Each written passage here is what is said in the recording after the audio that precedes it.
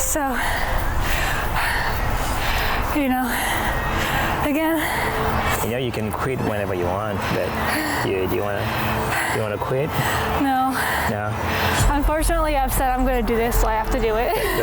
Why you don't want to quit? I think it's just important that I finish it. It's important that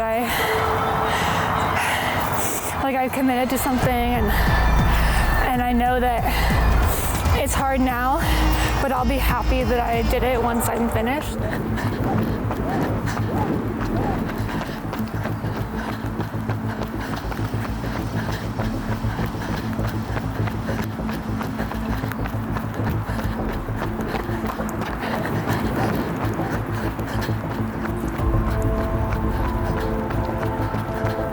After spending the last 8 years putting running ahead of everything, my career as an athlete was over.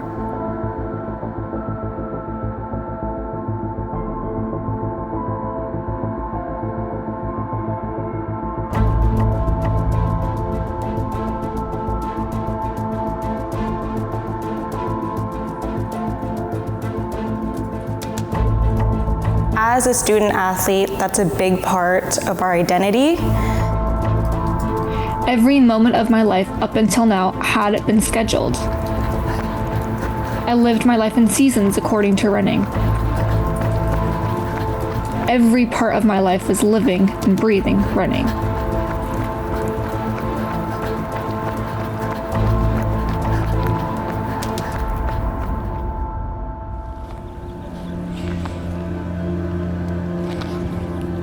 Hi, we're just here for a run. Just gonna finish tying and then we're good to go. All right, let's go. So running for me has a long history. I started running when I was really young. My first 5K was at LMU at the Family and Friends 5K, raising money for schools. And I actually won my age group when I was like 11 or something. And then in high school, running became an option. And so I started doing cross country and track, and I got varsity my first year, and I kind of haven't looked back since then.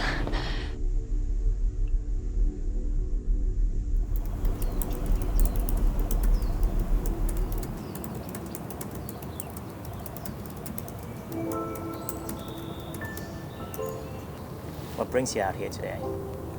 Oh, I'm just working on a little application for my master's program. Masters. Wow. Yeah. What's your focus? It's for innovation and entrepreneurship, so it's going to be at UCI. What made you want to do that? Well, I am really into women's sports, and I hope to someday be the force behind why a league grows or the space grows. And what better way to do that than to gain the skills and meet people who would be important to me later on than enrolling in a program like this. Why women's sports? Why women's sports? I was a college athlete. I ran track at UCI, and I think that having been both a fan of sports for a long time, you know, I went to college games for LMU and UCLA for softball and soccer, and it's kind of been a part of my life, but it's not like a big part of the media, and I feel that, especially as a woman in sport, they deserve more recognition. And especially because, you know, people that I go to college with, like, they're good enough to go pro, but they can't make ends meet as a pro. Starting salary and like the NWSL is like $60K or something, and so it's just pennies to what I think that they should be making.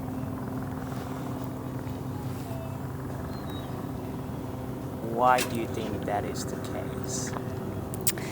Well, primarily it's been an underfunded space. So until Title IX came along, like, women were not even going to college for sports. So of course they've been in the space for a lot less time than men. And I think with that, it's always been treated as kind of a charity. So when people say they're supporting women's sports, they feel like they're doing a good thing, when in reality it's a business and it's an exciting thing, and it shouldn't be something that feels like a charity. It should feel like a business. And so I think that they're business women. Like, a lot of them are going to be able to create brands and build identities that people resonate with if they are only given the opportunity to like be showcased to the world. And so I want to help showcase them to the world. Fascinating. What was your aha moment? How did you get that into your type process, and how did you decide like this is kind of the thing I want to do? Well, I think that it started with the 2015 World Cup, when the women like won the whole thing, and they hadn't done that since 1999, which is really exciting. And they filled stadiums, and you know, when they came back, everyone thought that it was going to be this short-term success. And so they were, you know, not receiving the same type of like board that men's teams were. You know, they were staying in lower class hotels, they were taking commercial flights, like that kind of thing. They weren't receiving equal pay. And I think that, to me, that seemed crazy because they're champions. And then they did it again in 2019. They won the whole thing. And again, the best in the world with all these forces going against them. And it felt almost like the Federation didn't want them to win, because then they would have a case for like why they should be paid the same and why people should respect them and support them. But I think that coinciding with just the boom in the NWSL, coinciding with the announcement that college athletes can now make money off of their name, image, and likeness. Like, when I was a college athlete, like, you had to sign something saying that your job was not related to how you were as an athlete. Like, you didn't get that job because you were an athlete, you didn't get that job from an alumni, you couldn't accept car rides from people, meals from people, so it was this very strict thing. And you know, for me, I'm very lucky. I wasn't even on a scholarship. I was a walk-on on track, so everything was kind of figured out for me. But there are a lot of people who have, you know, families who don't have the same resources as them when they go off to college, and they're a D1 athlete, they're the pride of the school, but their families are living in poverty and they're not able to make any money or take any outside help or aid. And if you're bringing in millions of dollars for your school, and you're you know, the reason that your school is getting TV deals, you're the reason that people are showing up in stadiums and having like some, you know, school pride, like, you should be getting a cut of that. And so I think that this announcement of NIL is going to allow college athletes to build brands that allow them to monetize what they're doing right now. And being a college athlete is hard. You know, you're not only doing the regulated 20 hours a week on season, but you're doing the physical therapy, you're doing the mental work, you're doing the extra stretching, you're planning your whole lives around your sport, and it's like a full-time job and you're not getting paid for it. So hopefully this eases that for some people, because, you know, I know people who worked a full-time, like a job while they were doing athletics, and that's like crazy. So I want to open up a space where people can learn how to build their image, or I can help build their image for them and put them out there and be part of the reason that they're able to monetize. Imagine, okay, if you happen to be going on, say, Shark Tank now to pitch, what would be your pitch? And in terms of roadmap, how do you see this? Actually, it's really exciting, because that was actually the first interview that I did. I pitched a digital media sports platform that would build stories around women in sports, but that's not the only thing that I think that needs to happen for this to work. I think we build out the space in the front lines. You know, we do the media, we create a brand and image for ourselves, and we get people to trust us. And then on the backside, we build out a database that will help women in college athletics connect with brands. So kind of this NIL database. And, you know, I know that there are companies out there that are pivoting, but I don't believe there are companies out there that are helping athletes build the brand themselves and utilize resources to know how that goes moving forward. And so I think doing something along building out the front so you can have this backside that's where you can make the real money and you can make a real impact. So I think that's how I plan to approach this. I'm an athlete, okay. What's your pitch to me? I would say you should join MAE X Sports, one, because we're gonna help you tell your story. How do you need to carry yourself? What steps should you take now so that your brand is ready for you by the time that you exit college and you have a plan? I think the transition from college athletics to regular life is super hard. And so having a space that allows you to figure out what that is and help you monetize what you've done for 4 years is really exciting.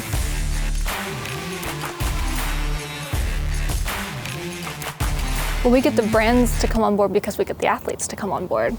So by building out this front space, this media platform, we have already been able to build trust with athletes. And so we've already built a name that people know and can trust. About this argument that the men's league is able to bring in the crowd. And even sometimes I say it, even women are not going out to support women. Yeah, I would point the investment in the marketing dollars. They're not a part of the media, so it's not common knowledge. If you can get enough stories out there that people can grasp onto, then they'll start to like the characters of the league, and it brings them in. People love a storyline. So even if they're not a sports fan, like a casual person will go out to a Dodger game not because they really like baseball, but because of the experience of watching a baseball game. So it's like that. What the women's game was missing is the casual fan. Like, this product was good, let's come back for all the other characters in this league too. What's the most resistance you've come across in terms of when you're pitching your idea or what? I would say like a good example is when I was at Run Club and I said that I've really wanted to help build the business of women's sports. And immediately I was met with, well, the WNBA should lower the rims, like should lower the baskets because they can't dunk, so it's not interesting. And then the other thing that I was met with was, well, the women's soccer field should be shorter than the men's soccer field because like they're not as fast and they're not as athletic. Women, like right now, can't win. If you lower the rim so that they can dunk, people are gonna always point out that they lowered the rim so that they can dunk. So yes, they might not have the same type of play, but they have a different style of play. And there are different styles of play already that exist in men's sports. Like no team plays the same. You have in soccer people who play out of the back. You have people who just do more like long balls and like the sprinting game. Like it's not, there's never only one set of style, but for women when they're missing that one specific set, I feel like people are not happy about that. And so I don't think that just lowering the rims is gonna all of a sudden increase the crowd size. Like you need to put marketing dollars behind that. You need to promote them so people know who they are. You can't just change one aspect of the game, a core aspect of the game, and assume that it's going to be more exciting. Are there other things you think needs to come into play to see things really, really change, or what do you think? I think investment is a big one. I think that women's teams are playing in currently like college arenas and not professional stadiums, or they're not being televised in the way that makes it exciting. I think that doesn't allow a casual fan to engage with the game. So if you have to hunt to find the games on specific channels, it is already a barrier of entry for that casual fan because you're not just going to walk into a bar and see a women's game on the TV.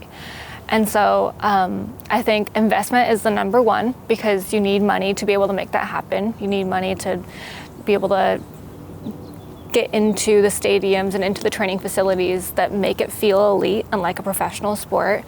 I believe that you need the money to be able to market and create that awareness. But then I also just think you need time to build the stories. And so like I feel like that's what I can do with like my platform currently, is just putting out a story is already doing more than a lot of the media is doing.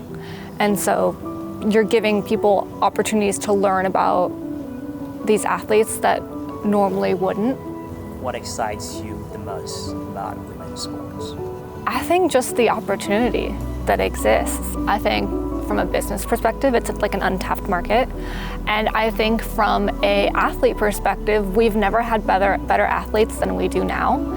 Women have been playing sports long enough that they've finally been able to develop like the style of play, the skills. They've been introduced to it a lot younger. When Title IX passed, like you had that first wave of college athletes, and that immediately impacted how many young girls played sports starting when they were kids. And so you now have a lot bigger of a pool to choose from incredible athletes, because a lot more people are playing it. So the competition to get onto those top teams has skyrocketed. The just amount of people playing each sport has skyrocketed. And so you have just a lot more talent and a lot more just casual, I would say, like people learning and knowing what it is to play those sports, or like having the opportunity to play those sports. What's the craziest story you ever heard in the women's sport world? The craziest story I've ever heard in the women's sports world.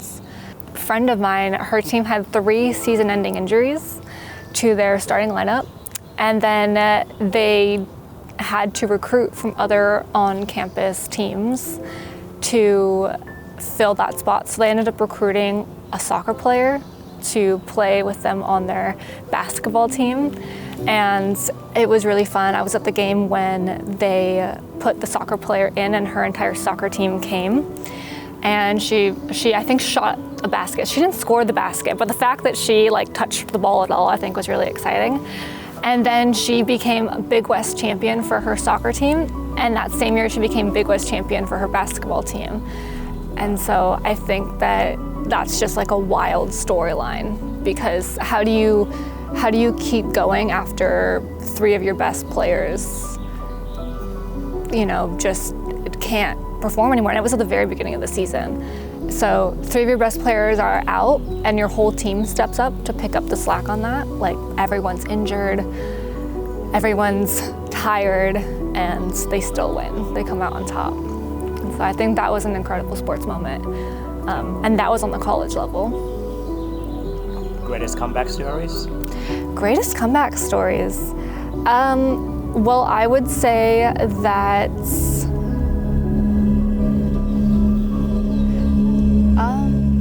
I don't know, that's a hard one. Every part of my life was living, breathing, running.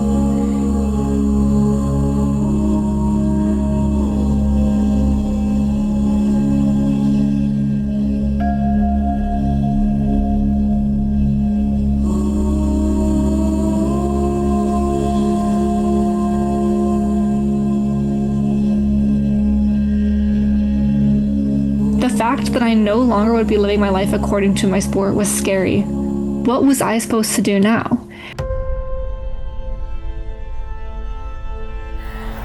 So, you know, again. You know, you can quit whenever you want, but you wanna quit? No. No? Unfortunately, I've said I'm going to do this, so I have to do it. Why you don't want to quit? I think it's just important that I finish it. It's important that I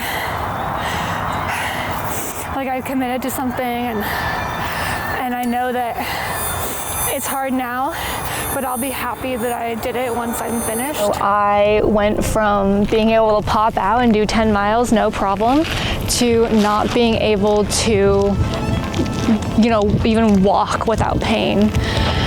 And so having to relearn it, having to give myself grace when things didn't heal quickly or I wasn't the same as I was before, I think that was really hard.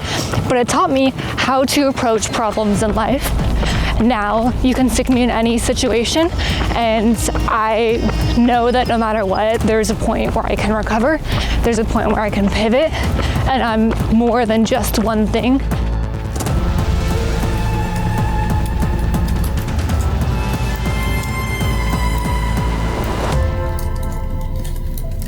I had no playbook, no sponsors, and no idea if I could pull it off.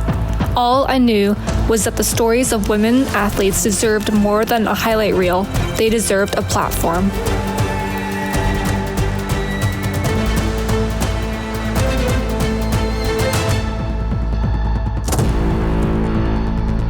Professor was asking like, oh, what are some ideas some people have for this year?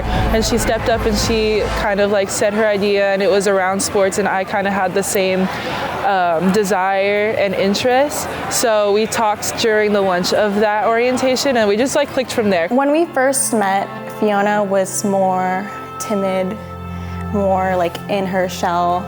But I feel like as she's gotten older, she's gotten more confident, and like she is more of an advocate for herself and others.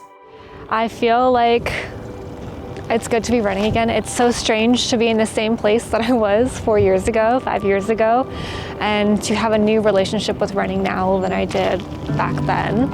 And to see how much I've grown from the person.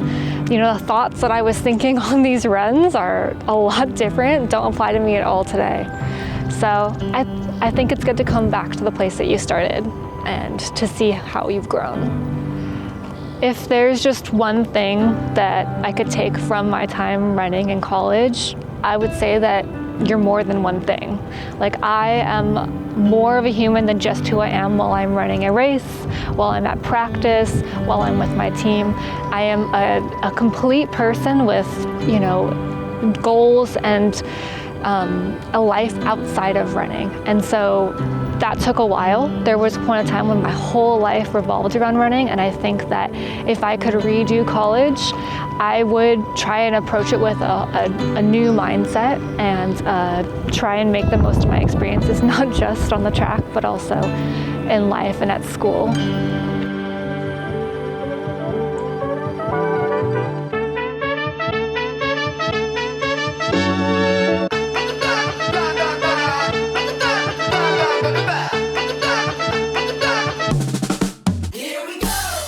I'm Fiona, and welcome to MAE X Sports. Today we've got a super exciting guest joining us from the world of women's sports, and we can't wait to show you who it is.